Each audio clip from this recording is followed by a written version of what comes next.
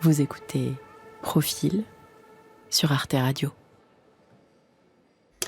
Où ils étaient ces poiriers alors? Derrière dans la rue, où on monte le petit escalier, il y avait des jardins et puis des petites maisons. C'était très gentil, vous savez. Alors il y avait des chèvres, vous dites, vous aviez combien de chèvres? 6 chèvres. Tout le monde avait des animaux comme ça. Il y en avait même qui avaient des porcs. Il n'y avait pas de vaches? Si, on allait chercher le lait. Ah, où était-ce ça? Rue de Montreuil, il y avait une vacherie. Il y en avait 2, rue de Montreuil. Où il y avait le lavoir, c'était un jardin aussi. Et alors les gens allaient tous chercher l'eau à la fontaine et sur la place. Il y avait les musiciens qui passaient, puis ils étaient habillés avec une redingote et puis des culottes blanches. Puis devant, il y avait des petits enfants qui jouaient du tambour. Et bien, en mesure, et puis bien, ils les apprenaient. Hein. Moi, je m'y plaisais bien, mieux que maintenant. Hein. On ne se connaît plus maintenant. Je vous dis, c'était la campagne. La campagne à Paris. Paris, avril 2020. Mon grand-père vient de mourir. A donc commencé. Bon, bah, si vous voulez nous dire quelque chose. Essaie de voir. Essaie de voir 5, 4, 5, 4, 3, 2, 1. 0. D'accord. Il était médecin généraliste. Pendant plus de 10 ans, autour des années 80, il a enregistré ses patients avec un magnétophone. Tout le monde me connaît, après On sait peut-être pas votre nom, mais... sûr, Marcel, on connaît mon nom, ça, là-dessus, on me connaît, oh là là, qui ne me connaît pas dans le quartier, même dans la rue d'Avron, partout par là, on me connaît. Quand j'allais chez lui, je voyais cette grande boîte sur l'étagère dans laquelle il y avait son trésor. Plus de 30 cassettes, une centaine d'heures de discussion. Je m'appelle Berthe. Et vous êtes né quand? Je suis née en 1891.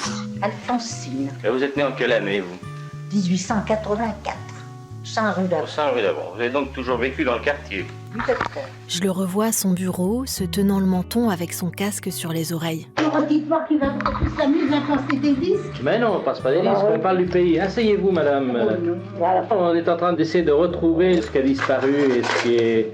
Tenez, asseyez-vous donc. Ah non, et j'ai des invités ce soir. Ça m'est absolument égal. Ils s'en fichent, Allez, oui. asseyez-vous. Je veux tout savoir. Il prenait des notes avec son écriture de docteur en petites pattes de mouche. Dans un grand classeur, il les rangeait, ses notes, dans un sens puis dans l'autre. Il était dépassé par la quantité d'enregistrements. Et il n'avait pas les outils de montage que j'ai aujourd'hui. Vous êtes né où? Exactement où vous êtes. Vous était à votre place. Oh non, je veux pas de nom, pas de nom. Quel âge vous avez? J'ai eu 70 au mois de décembre. Oui. Bah ça y est, c'est enregistré ça. Oui. Ce que je viens de dire là. Puis vous avez dit le nom. Mais non. Ça va durer combien de temps, ça? Je veux pas, 1 heure peut-être. Bon, votre nom c'est? Quelques mois après sa mort, j'ai pris la grande boîte chez moi et j'ai commencé à tout écouter. Les cassettes du docteur Longueville. Un documentaire de Julie-Marceline Pujol, réalisé par Samuel Hirsch.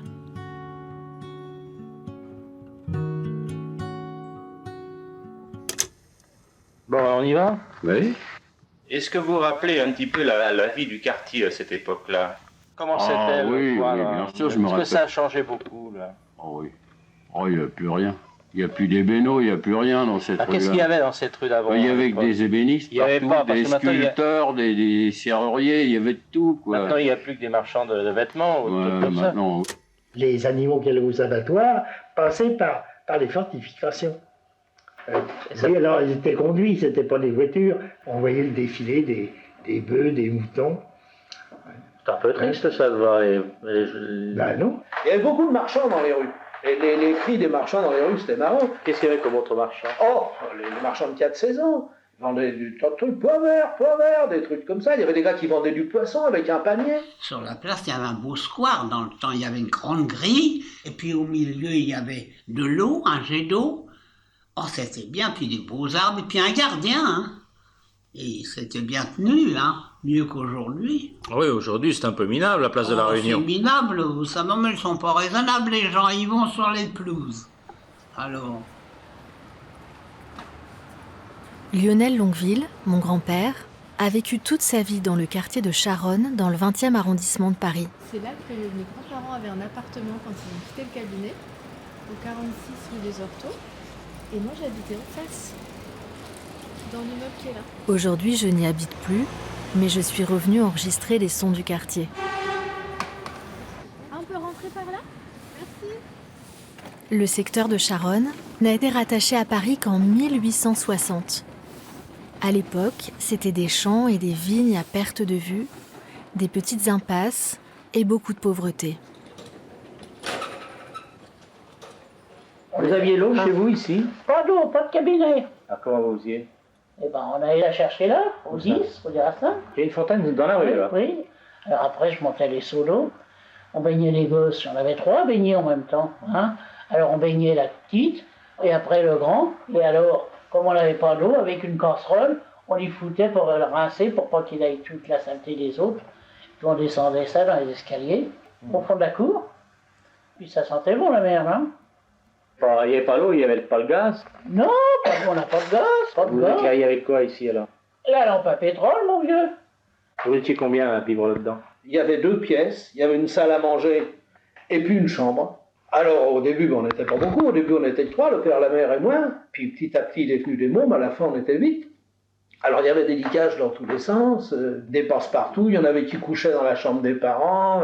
Et les water, c'était une fosse d'aisance. Et alors, il n'y avait pas de tout à l'égout, évidemment. Les eaux sales coulaient dans le milieu de l'impasse. C'était en cuvette, et puis les eaux sales coulaient jusqu'en bas, jusque dans l'égout. Alors, les femmes allaient au lavoir. Où elles allaient au lavoir? Ma mère, elle allait ruder, au lavoir. Il y avait un lavoir rudé. Quand elle avait des ronds. C'est quand elle n'avait pas de ronds, elle l'avait à la maison, puis elle descendait rincer à la fontaine. Et alors, l'hiver, quand il faisait froid, j'y pense maintenant, à l'époque j'étais môme, j'y pensais pas. Ah, dis donc, elle avait les mains trempées dans la flotte. On faisait notre toilette dans une cuvette, dans la cuisine. On se lavait jamais les dents d'ailleurs. Personne ne s'est lavé les dents. C'est moi qui me suis lavé les dents le premier dans tout l'impasse. D'ailleurs, les gens me montraient du doigt, ils disaient, regardez-moi ce crameur, il se lave les dents. Ah, il n'y avait pas d'hygiène, il n'y avait absolument pas d'hygiène. Moi, je ne me rappelle pas avoir vu mon père se laver le cul ou autre chose. Je ne m'en souviens pas. Ma mère non plus, je ne me souviens pas. Ça devait arriver quand même. Bah, je me le demande. Et il y avait des punaises, pourquoi on n'arrivait pas à les détruire? Oh, c'était pas possible. On souffrait, on faisait brûler du soufre. Mais, tu sais, ça se mettait dans les sommiers, ça passait en dessous les murs, ça venait de chez les voisins. Il aurait fallu souffrir toute la maison ensemble, et encore, je ne sais pas si on s'en serait... Et pas de puces? Ah non, il n'y avait pas de puces, des punaises et des poux. Ça, des poux, alors...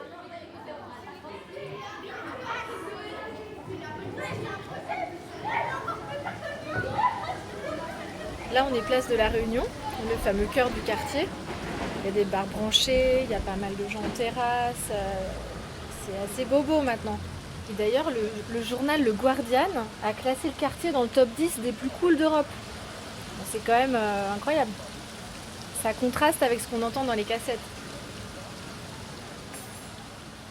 Moi, la première fois que je suis allé aux douches dans le passage de l'Île-de-France, dans la rue de la Réunion. Et c'est un copain qui se mariait, qui habitait dans l'impasse, qui m'a payé les douches le matin. Je devais avoir 12 ans à l'époque, ça devait être en 1920. Je trouvais ça sensationnel. Alors on y allait de temps en temps, mais enfin, quand même, du point de vue hygiène, c'est invraisemblable. C'était dégueulasse. Je m'étonne qu'il n'y ait pas eu plus de maladies. C'était vraiment pas. Alors les soins, les docteurs, nous on n'a jamais payé un docteur à la maison. T'es le premier à qui je donne de l'argent.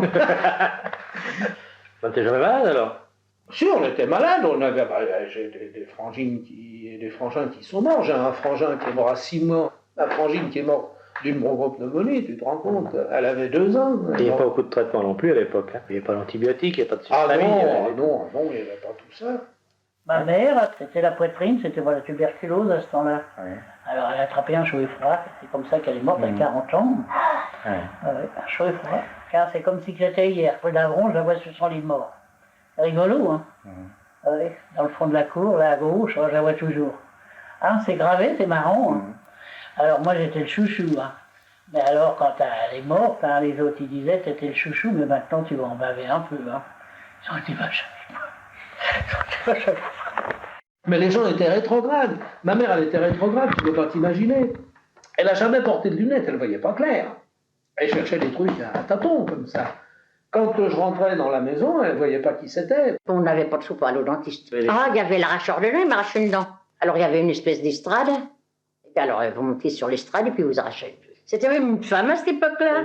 Ça faisait mal parce qu'elle ne dormait pas à la HS comme ça. Bah, il y a du monde qui regardait Ah oui, bah, c'était devant tout le monde. Et il y avait un roulement de tambour ou un truc comme ça, un peu de musique pour cacher les cris, ou bien les gens gueulaient comme ça? Bah non, franchement, il n'y a pas de...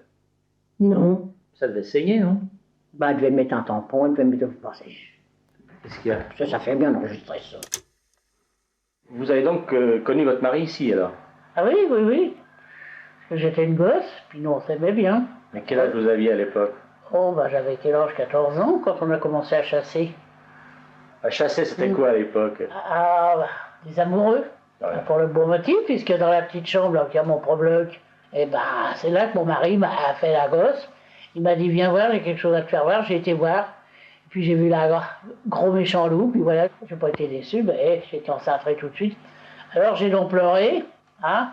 Puis j'étais chez rue de Bagnolet, chez la sage-femme. Alors elle m'a dit, oh, ben, vous savez, vous êtes gaulé, hein, qu'elle me dit. Alors moi je dis, oh, hein, puis je pleurais. Bon, ben alors c'était une drôle. Elle me dit, vous n'êtes pas venu pleurer là quand vous l'avez fait, allez hop, du vent. Elle m'a viré comme ça. Il y a un endroit dans le quartier qui s'appelait à l'époque la Zone. C'est là que passe le tram aujourd'hui. C'était un lieu de baraquement, de taudis et de bidonvilles qui faisait le tour de Paris. Lionel, mon grand-père, a grandi pas loin. Et c'est là aussi qu'il a rencontré ma grand-mère, Janine. Plus tard, il s'est installé comme médecin généraliste à quelques centaines de mètres. Qu'est-ce que vous dites? Vous avez rempli ma feuille? Ah non, j'ai pas rempli encore. Vous descendez pas aujourd'hui, Violette? Je sais pas pourquoi. Non, je vous demande. Pourquoi ça va pas du tout? Non, je suis pas bien là. Bon, ben, il faut pas rester couché comme ça, hein, Violette. Ouais, mais je peux pas me lever. Pourquoi? J'ai pas en l'air. Mon grand-père, il visitait souvent ses patients à domicile. Il sillonnait le quartier avec sa mallette, son costume et sa cravate, cavalant dans les cages d'escalier. Il s'amusait à dire qu'il avait gravi l'équivalent de plusieurs Everest. À quoi vous passez vos journées, là? Là, assise. Ah oui, tiens, faut que je vous dise quelque chose. Oui. Mais arrêtez votre truc pour que je vous le dise. Bah, vas-y, dites-le, c'est fini, bon, c'est fini. Parce que c'est un bout, Où ça? un bout au derrière. Où ça? Au derrière, c'est tout. Vous êtes poli aujourd'hui. D'être assise, oui. Vous savez, ça me gêne, hein. Mais ça m'étonne de vous, vous me disiez ça. C'est vrai? Oui. C'est pas votre vocabulaire habituel. Non. Vous êtes gêné, là, hein? Sinon, vous m'auriez dit quoi? J'aurais sifflé au cul.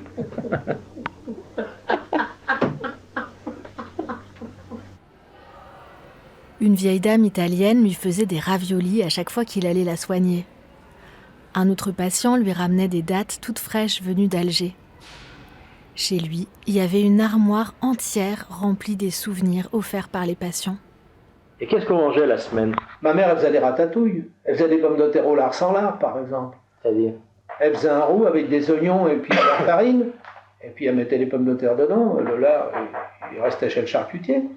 Souvent, alors quand il y avait vraiment plus de pognon, alors on trempait du pain dans du café. Le dimanche, quelquefois, quand mon père était de bonne humeur, qu'il n'avait pas trop bu dans la semaine et qu'il avait à peu près les yeux en face des trous, il passait un gars dans les rues qui vendait des pâtisseries avec une voiture. La galette chaude et bonne! J'ai de la galette chaude et bonne! Alors on descendait acheter une galette. C'était la fiesta. Bon, alors vous avez travaillé à quel âge? Vous avez commencé 14 ans, je faisais des grands cartons pour mettre les couronnes de perles. Oh, c'est parce que moi, je cherchais à gagner des sous pour mes pauvres parents. Vous avez commencé à travailler à quel âge? Quel âge vous aviez? Eh ben, j'avais 12 ans et demi. Qu'est-ce que vous aviez comme travail? Pas l'histoire, c'est métaux. À 11 ans. C'est les arlequins que moi j'ai vendus. Alors, les arlequins, c'est quoi les arlequins? Ben, c'est les arlequins, c'est ce qu'on ramasse des restaurants, hein, et puis qu'on revend. Les arlequins, tu te rappelles, toi, Lulu, des arlequins? Je te cause.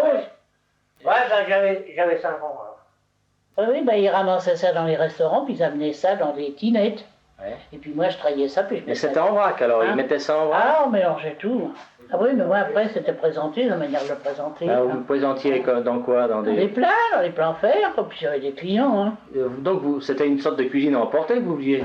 C'était des cloches, oui. Hein? Non, c'était tout cuit, il y avait des haricots mélangés avec des haricots verts. Hein, ceux qui n'étaient pas difficiles. Mais, enfin, moi, mais qui est-ce qui venait chercher ça? Des cloches, des clodos. Les clodos, il y avait la queue, hein, comme celle que vous voyez des fois là, sur le trottoir, c'était tout ça qui venait. Puis il y avait des rats. Hein. Quand j'ouvrais derrière, mon vieux, je tapais pour que les rats se borent, hein, tellement qu'il y avait des rats comme ça. Hein. Les gars, ils avaient mal au ventre de temps en temps. Non, c'était propre. Non, c'était propre. Puis ils en avaient pour s'en mettre plein la gueule. Moi, j'en prenais. Hein.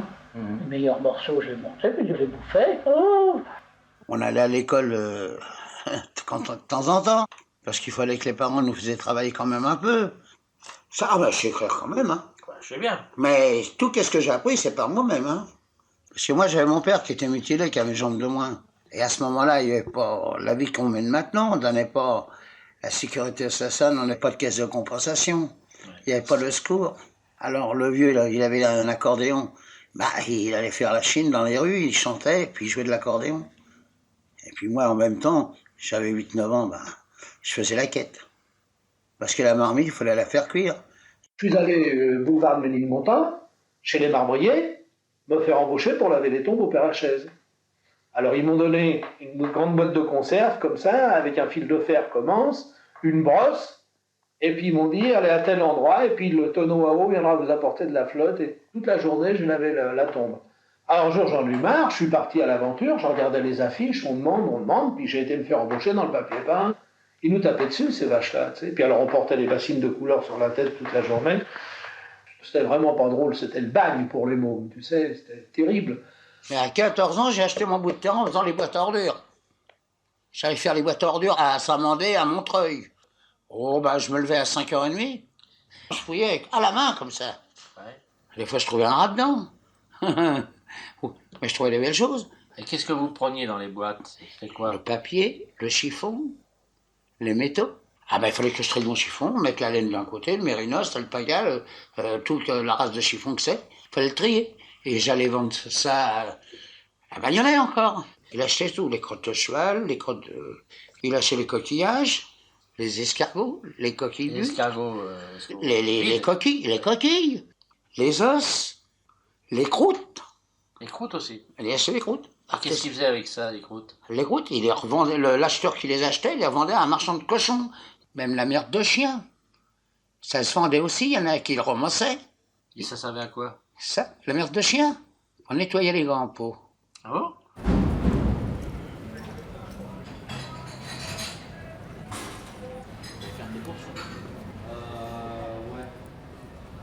Lionel, il ne comptait pas ses heures et il était tout le temps disponible. Il habitait avec ses filles, dont ma mère, au-dessus du cabinet, et les patients venaient parfois frapper à la grille en pleine nuit. Ma grand-mère descendait ouvrir, pendant que lui s'habillait et il partait en 4e vitesse. Là, on est devant l'ancien cabinet, rue des Orteaux. Ça veut dire jardin en latin. Et dans le quartier, il y a pas mal de rues avec des noms de fleurs, des noms qui évoquent la campagne. Et c'est pour ça que mon grand-père, il a appelé son projet le Jardin des Voix. C'était là le cabinet. Vous pouvez rentrer, hein. Mais c'est pas là. Mais c'est génial de pouvoir revenir là. Et qu'est-ce qu'on faisait qu'est-ce que vous aviez comme loisir? Vous savez, le loisir, c'était de travailler quand on était gosses, nous. On nous laissait pas rien faire. Le samedi et le dimanche, vous n'aviez pas quelque part? Le samedi, on travaillait, le samedi et le dimanche. Puis le lundi, on faisait le nettoyage. Ouais. Et vous n'alliez pas en vacances non plus? Ça, les vacances, on ne connaissait pas ça, les vacances. On allait au cinéma. Moi, j'étais au cinéma quand j'étais jeune. Plus jeune, j'ai été 2 fois, ça coûtait 2 sous. On faisait 66 heures par semaine, 1 franc de l'heure. C'était combien de mois dans l'année qu'on travaillait? Tout le temps. 12 mois. Oui, il n'y a pas de vacances. 66 heures par semaine, 12 mois de l'année. Oui. Et 11 heures par jour.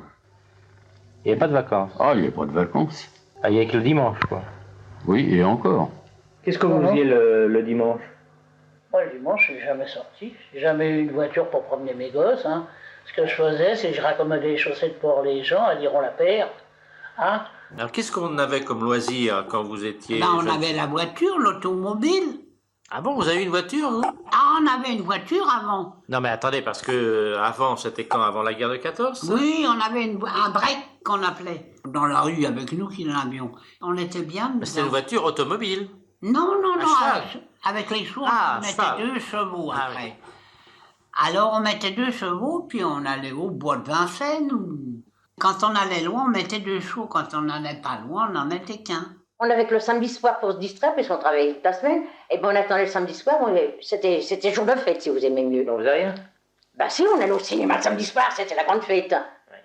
Et le dimanche, on allait au Puce. Et on allait, suprême sortie du dimanche. Vous allez où alors?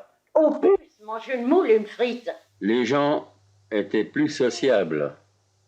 C'était une petite communauté. Par exemple, le soir, tout le monde descendait et jactait ensemble. Tous les soirs, tout le monde prenait leur chaise et tout le monde s'installait devant les portes. Vous ne venez pas de ça, vous nous êtes... Ah non, vous étiez déjà civilisés. Nous, on n'était pas civilisés encore. Et alors, forcément, les verbes, ils étaient grossiers. Oui. Moi, à l'âge de 4 ans... Bien sûr. Une fois, à l'âge de 4 ans, mes parents m'avaient emmené avec mes 2 sœurs au château de Versailles.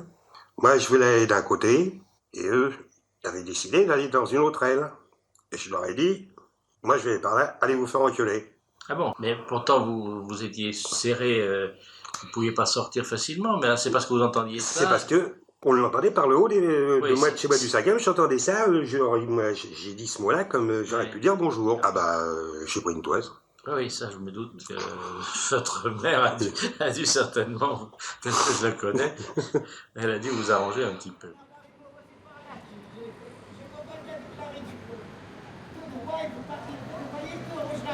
Oui? Merci madame. C'est bizarre d'écouter tout le travail de mon grand-père. Parfois, il s'attarde sur comment une boutique a remplacé un petit bout de jardin, alors que moi, j'aurais voulu poser plein d'autres questions. Et puis, au bout d'1 heure de conversation, je me rends compte qu'il a été assez patient pour que surgisse une histoire qu'on n'a pas vue venir. Et les gosses, qu'est-ce que vous faisiez par exemple?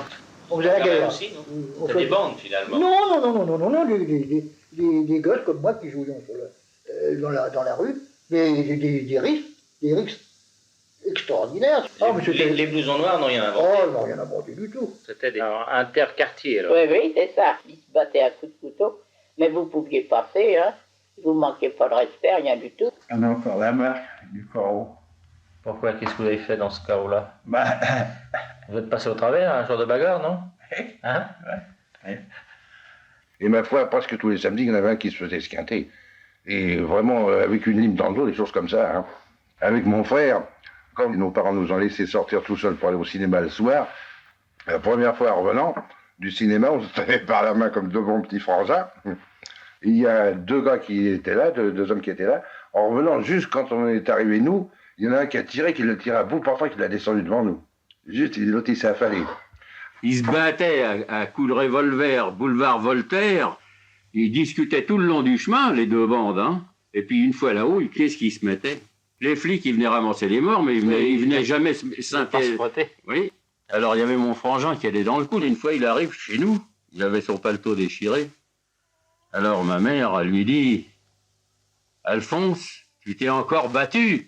Elle lui a foutu 2 claques dans la gueule, le frangin, il n'a pas répondu. Hein. Lionel est un peu devenu la mémoire du quartier. Il a écrit 2 livres sur Charonne, et au début des années 80, à l'époque des radios libres, il a eu son émission sur la station Radio 20/20. C'est vieux et ça ne cesse pas, l'émission des retraités et des pré-retraités proposée à l'antenne de Radio 20/20 est diffusée chaque jeudi de 19h15 à 19h45 sur 92.3 MHz en modulation de fréquence. Des années plus tard, voilà ce qu'il a écrit. Et s'il n'y avait jamais eu personne devant son récepteur? Car pour capter Radio 20/20, coincé entre 2 fréquences de musique techno, il fallait autant de chance que pour garer sa voiture rue des Vignoles. Nous rendra-t-on justice un jour, à nous, les conquérants de l'inaudible? Ah oui, alors donc il faudra que je vienne vous reparler d'ici quelques années alors.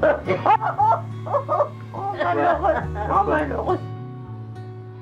À la place des cassettes et du grand classeur, il y a maintenant une forme d'onde sur mon ordinateur. La boucle est bouclée. Le docteur Longueville et moi, on a fait un podcast.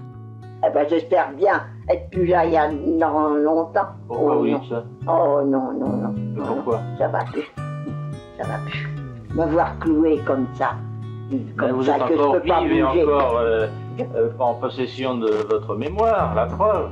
On a encore de la mémoire. Oui, et puis vous râlez toujours autant. Je crois que c'est un bon signe, ça. Croyez pas? Bon, très bien. Eh bien, écoutez, je pense qu'on a dit pas mal de choses, là.